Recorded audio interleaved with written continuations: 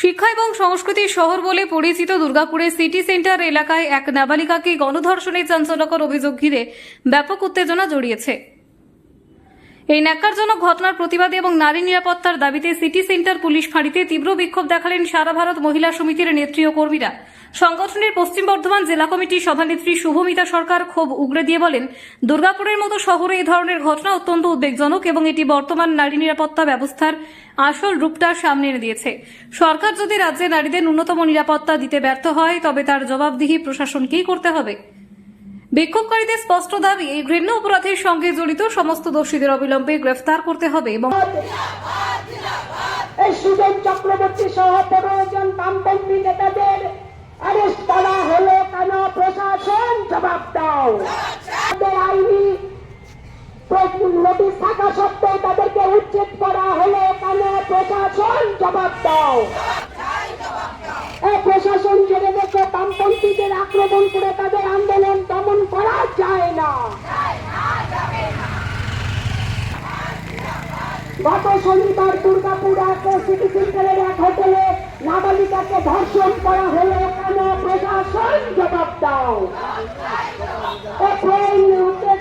প্রশাসনের নাকের ডগায় এই ধরনের দুষ্কৃতী হামলা। ভাষা যেমন আমরা খুঁজে পাচ্ছি না, একই সঙ্গে আমরা ভীষণ আতঙ্কিত। আমরা অত্যন্ত আতঙ্কের মধ্যে আছি, কারণ দুর্গাপুর আমাদের খুব গর্বের শহর, সংস্কৃতির শহর, শিক্ষার শহর। সেই দুর্গাপুরের সিটি সেন্টারের মতো জনবহুল এলাকায় একটা হোটেলের মধ্যে এই ধরনের ঘটনা, মানে আমরা ভাষা খুঁজে পাচ্ছি না যে কতখানি নিরাপত্তাহীনতার মধ্যে আমরা রয়েছি। যে এইরকম একটা জায়গায় যদি এরকম একটা ঘটনা ঘটতে পারে, তাহলে আমরা ভাবছি যে আরও পশ্চিম বর্ধমান জেলার যেগুলো রিমোট এলাকা রয়েছে, প্রান্তিক এলাকা, সেখানে কতখানি নিরাপত্তাহীনতায় মহিলারা বাস করছে। এবং এই ঘটনা তো শুধু নয়, আমরা দুর্গাপুর গোপাল মাঠের ঘটনা দেখেছি, আইকিউ সিটির ঘটনা দেখেছি।